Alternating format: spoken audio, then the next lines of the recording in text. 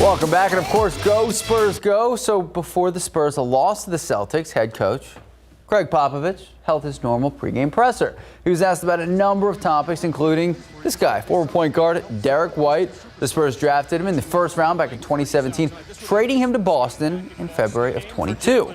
Pop said Derek is a very special case in that over time he figured out that he belongs. Pop got nothing but love for D. White. In development, he was just outstanding. He spent a lot of time before and after practices, and summer leagues, and learning how to play. He had the size, you could see. He had the size at that position to do it, and the immediate thing that you could see was that he had an instinctive nose for the game. He understood how to play. Most NBA players don't know how to play. He did. Pop and the Spurs hosting the Jazz Wednesday night tomorrow, 7 o'clock. Spurs' last home game of the season here at the AT&T Center. Of course, we have Spurs highlights, we have the Brahmas, and we have the latest on Zeke, what he means for the Cowboys, all right now. Just head to KSAT12. A lot of news to talk about through the rest of the hour. A city in Illinois allowing black residents to not only apply for reparations, but they now have a cash option. Why activists fought to get the program approved. Communities in the South are still picking up the pieces after tornadoes ripped through their homes. How some of the families impacted by the storms are working to rebuild. And don't forget to stick around. Right after the noon, we have SA Live. We're going to be at Market Square for a fun-filled day. What the team is up to, that's in the next half hour.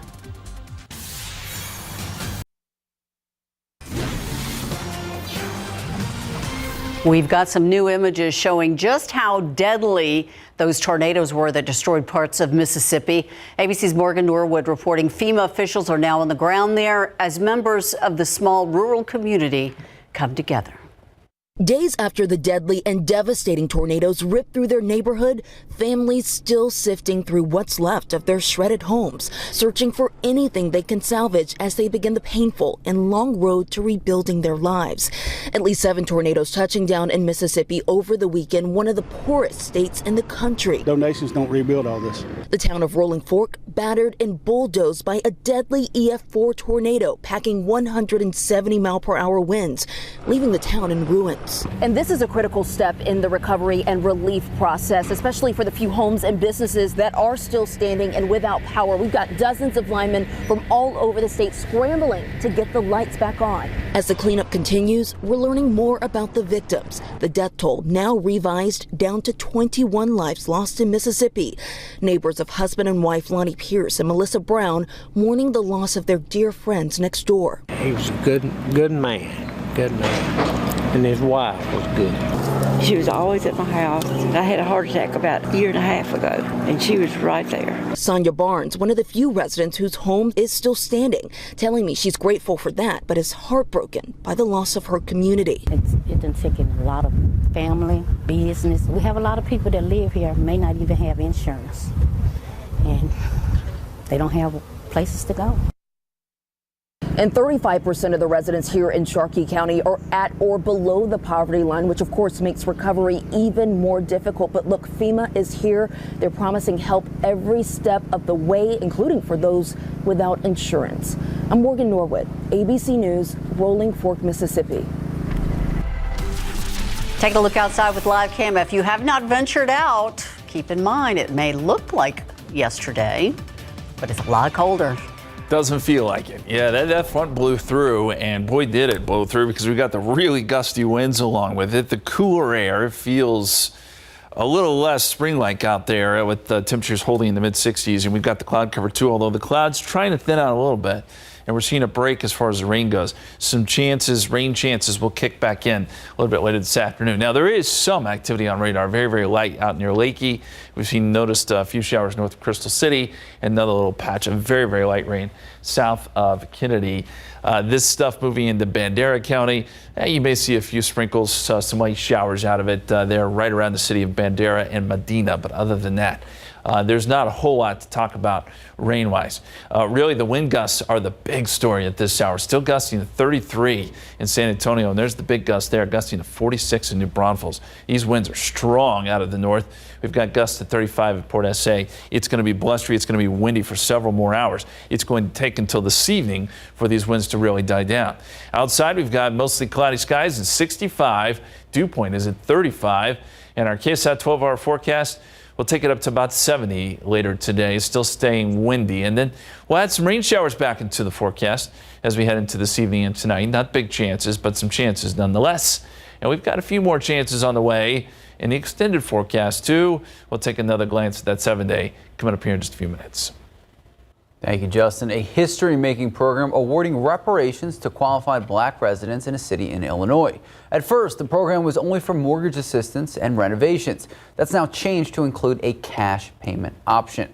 So just yesterday, the Evanston City Council added a cash option to the program with little fanfare. The Act passed the reparations resolution back in 2019. That was a long time ago. Activists pushed for the resolution in order to address discriminatory housing policies where banks in the city, they used to refuse to give mortgage loans to black families until 1969. There were specific anti-black zoning laws and housing practices that are responsible for our racial segregation, not only our physical segregation, but our wealth gaps and homeownership gaps. So far, the city says it's only spent about $326,000 of the $10 million promised. Cities and other states also looking into similar programs. In San Francisco, a reparations committee, they're seeking payments proposed of $5 million for every eligible black resident. We now know at least 40 people have died in a fire inside an immigration detention center in northern Mexico, right near the U.S. border. That fire started last night after mattresses were set on fire on purpose at Mexico's Institute of Migration. That's in Ciudad Juarez. The center is in an area across the border from El Paso. Officials said that 68 men from Central and South America had been housed inside that facility at the time of the fire. The unrest in Israel continuing overnight, despite an effort to come to a better compromise on a controversial overhaul there of the justice system. ABC's James Longman explains the prime minister now pausing his plan, which critics have called a power grab. Overnight protests in Israel raging on after Prime Minister Netanyahu announced a pause on his controversial plans to overhaul the country's courts. In Tel Aviv, demonstrators seen clashing with police. You can see that they've taken water cannon all the way down the street. It's kind of a game of cat and mouse between protesters and the police. Right-wing leaders called on their own supporters to come out onto the street. They clashed with pro-democracy activists and the police, fueling the violence. In a national address, Netanyahu said there must not be a civil war, but his tone was defiant, blaming Israeli media for launching a propaganda campaign against him. Netanyahu is under investigation for corruption and abuse of power. The nation's Attorney General says the Prime Minister's efforts to overhaul the judiciary while he's under indictment would violate a conflict of interest law. Many Israelis see the change as a threat to their country's founding principles. We're here to save our democracy. I'm worried because I'm not sure that we will be able to mend what is broken now. Netanyahu only announced the pause after making a deal with his right-wing allies, giving his far-right security minister Ben Gvir his own National Guard. That's a move some worry may only deepen divides here. The deal is to postpone a month until the Knesset is back from recess. And the White House, which has held off on its invitation to Prime Minister Netanyahu, has now invited him for talks with President Biden. James Longman, ABC News in Tel Aviv, Israel. Well, other protests internationally, the French government warning of high risk as protests by French unions enter their 10th day. They continue to reject a reform law which actually raises the pension age from 62 years old to 64 years old in France. Authorities say around 13,000 police officers deployed around the country today amid these ongoing protests. They also expect other means of public transportation, including air travel, to all be disrupted. House Speaker Kevin McCarthy is urging President Joe Biden to hold more robust negotiations over raising the debt limit. The California Republicans' letter sent to the president the first major action on the critical issue in weeks. The U.S. could see an economic crisis if Congress does not pass a bill soon that Biden is willing to sign. The White House says it's still waiting on Republicans to present a counterproposal to President Biden's initial budget request. And speaking of budgets, as more folks watch their money carefully amidst inflation, some are looking for new ways to budget. One woman able to pay down several $1,000s worth of debt. Now she's sharing her secrets with everyone else. New data shows doctors are diagnosing more children with autism, but the trend is not all bad news. We'll explain why after the break.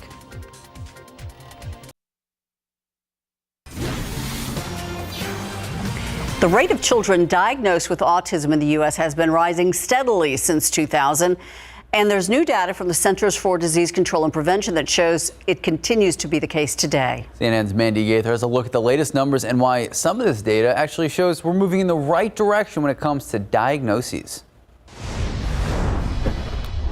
At first glance, it's a disturbing trend in the U.S. In 11 communities across the country that are monitored by the CDC, more children are being diagnosed with autism spectrum disorder. 2.8% of children, or 1 in 36, were identified as having autism. Matthew Maynor with the CDC says 5 years ago in those same communities, 1 in 44 children were diagnosed with autism by age 8, up from 1 in 150 children in 2000. Black, Hispanic, and Asian Pacific Islander children had a higher prevalence of autism compared to white children. The CDC believes the rising numbers don't necessarily mean there are more cases of autism, but that screening tools are catching more of them, especially in minority populations. Children with autism are a significantly underserved population in our country. Pediatric psychologist Eric Butter with Nationwide Children's Hospital says this data shows that we're heading in the right direction when it comes to diagnosing autism. The health equity and disparity issues are beginning to show some promise. Early detection is critical. The Autism Speaks organization says treatment has a greater impact when children are young. This report also is a call to action for us to develop more culturally informed intervention services that are able to meet these families where they are at. For Health Minute, I'm Mandy Gaither. I want to take a live look out of the Alamo City. All right, Ursula, you said it best earlier. It looks like yesterday outside, but it definitely doesn't feel like it. Absolutely not. And the trash cans were blowing down the sidewalk. Rolling right down the road. Yep. Got to run and catch it. Let me ask you this question. Would you rather it be 65 or 100? 100. Really? 100. Really? Yeah. I'm actually kind of with you, but I think we're in the minority, Max. 100 is the record today. Back in 1971, that's how warm it was. So that's how hot it can be this time of year. That is not the case today. We've only made it up to 65. We'll probably only warm to about 70 or so a little bit below average. Tomorrow will be below average too. We'll take a look at the 7-day forecast and another radar update coming up. Well, welcome back. Happy Tuesday. Just about 12:45 this afternoon. Did you make it out and about yesterday? I did a little bit, but I got to admit the oak was killing me yesterday. It actually, I think my car just completely changed color. It's now green. Every year we hear people complain about oak, but something about this year, I feel like everyone I know has been struggling with oak. I don't know. Maybe it just keeps getting worse. But yeah, the numbers are still elevated. The radar shows us that we've got a couple showers out there still too. We dealt with some rain this morning. Now we did not get a whole lot here around San Antonio, but if you were in southern Bexar County, south of there was some pretty good looking thunderstorms this morning, even some severe weather down towards Laredo. All that has moved out. All we're left with are a couple of very light showers there in Bandera County, another one there in Karnes County, and one little shower that has come out of Eagle Pass. Did have some lightning strikes with it earlier, and if we switch over to the other radar, I can show you that there were some maybe heavier storms out here a little bit earlier that came out of Eagle Pass and now are drifting off to the north and east, but they really have fallen apart. And then you have those showers, as I mentioned, up in Bandera County. These are pretty light, but they may bring you some light rain in Medina, maybe Bandera, although it looks like it's missing you just to the north. So that's what we have at the moment. Not a lot, nothing around San Antonio, but we do have the gusty winds, and that has been a major issue this morning. If you're out driving, it's a little more difficult with winds like this, gusting to 33 at the airport. But we had a gust to 45, and it's gusting to 46 in New Braunfels. So a very blustery day with those northerly winds, and we do anticipate that the winds will slowly relax. But it takes some time here. It's probably this evening, if not thereafter, that we see the winds finally start to really come down. As we go outside for you, 65 at the airport at Stinson, 66 at Kelly, and 64 at Randolph. Just based on how we've seen the temperatures warm up today, I would imagine we're only going to make it up to about 70 or so, just because we still have some cool air trying to pour in behind this front. Now will offset any warming we get from the sun that's trying to pop out. 60 in Fredericksburg, 63 Uvalde. It's still 57 in Del Rio, 63 down in Cotulla, and mid-60s for the most part here in Bexar County. As we look at the KSAT 12-hour forecast, 69 at 3 o'clock, 70 at 4 p.m. And there could be a few peaks of sun mixed in there, but we're going to go mostly cloudy. And then rain chances come back into play this evening. Still only a 20 to 30% chance, so it'll be hit or miss, but there is an opportunity to see some light showers. And we'll take any rain we can get at this point, as we've been saying for many, many months now. Satellite picture shows there is still quite a bit of cloud cover. Del Rio, you've got some light showers and thicker cloud cover, which is why your temperatures are a little cooler. Here around Bexar County, the clouds have tried to thin a little bit, certainly up towards New Braunfels and San Marcos. The sun is out, but you'll still get a few more clouds feeding in this afternoon. And the forecast shows that. Not a lot around 4 o'clock, but this particular model does show some showers showing up 6, 7 o'clock and working east. So that's why we have that 30% chance of rain in there. Have the umbrella with you just in case. If you are out and about tonight or the kids have practice, keep it with you because these showers could pop up. We'll see that through tomorrow morning before we see just a couple of very light sprinkly showers tomorrow. I don't think we really see all that much on your Wednesday. But Thursday, as moisture returns, I think we have a decent chance of seeing some morning drizzle and shower activity. So kind of a damp morning commute there on Thursday. 20% chance Friday, 87. It's warm. Now the front comes through, front stalls out, and we get more rain chances over the weekend. So a lot to look at there in the 7-day forecast. As always, we'll keep you updated too through the KSAT weather app as well, guys. Thanks so much, Justin. Thank you, Justin. The Texas woman went from being thousands of dollars in debt to helping others get a hold of their finances. And she also became a business owner throughout the process. How she got her debt under control in just a bit.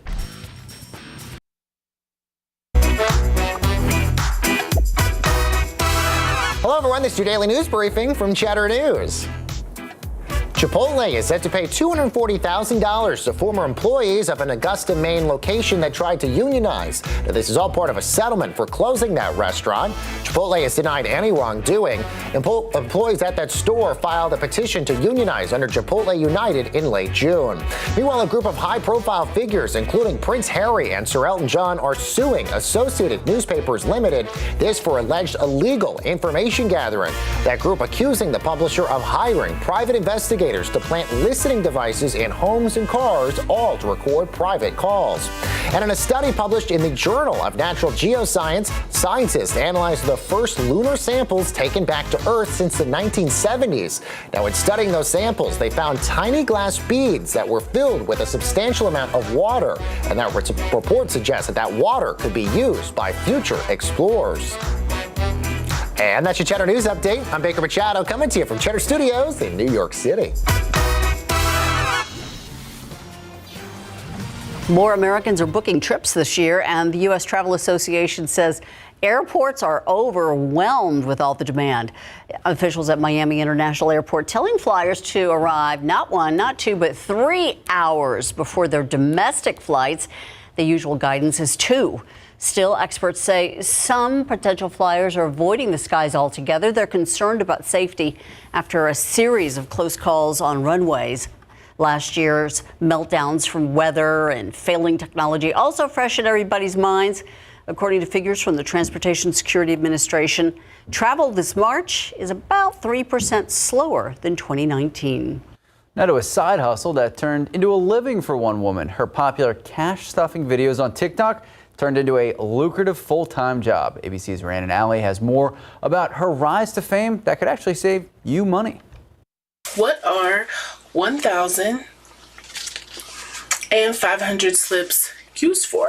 Let's get into it. Jasmine Taylor says she understands the struggles of balancing a budget. I was just side hustling and trying to make it from check to check. I wasn't managing my money. I was struggling. 2 years ago, the 31-year-old Texas woman found herself drowning in nearly $80,000 of debt. Write out everything you spend. That's when Jasmine says she learned about cash stuffing, a budgeting system that uses envelopes to divide cash into various spending categories. To stay on track, she started documenting her journey on TikTok. I went from swiping a credit card and not really understanding where my money was going to having to tangibly handle the cash. You can see when you're running out. You can see when you're saving, and it was life-changing for me. Over the last 2 years, Jasmine has been able to pay off the majority of her debt. Hoping to share with others what she learned, Jasmine launched her own company with budgeting tutorials and supplies. Let's talk about how to get started. So let's say you're paid $1,000 for this week. So from 1,000 to 0, you give every dollar a place. Once you've created the budget,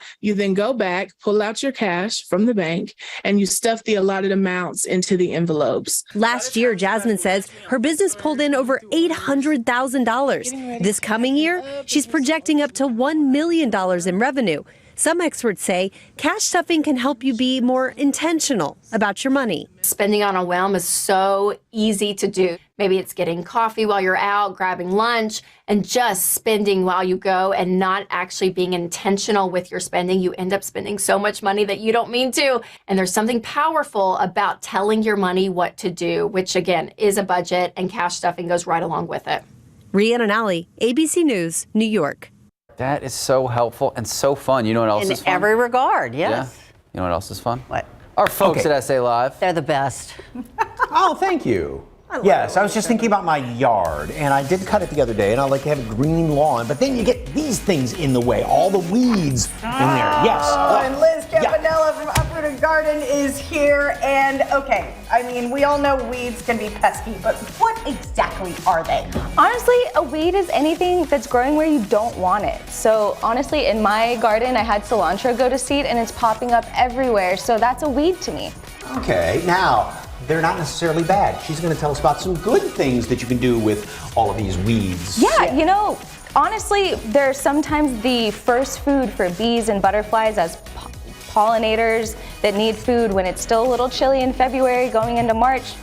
And they're some of the first food sources to pop up. Even more coming up from Liz in just a few. And of course, Fiesta is coming up, and Jen is over at Amels, where you can get fiesta-fied and party with a purpose. The countdown is on to Fiesta. Today we take you inside Amels, where they're going to show us how to create the ultimate DIY Fiesta wreath. Also, we're going to get a look at some of the other items, and there is a lot here to check out.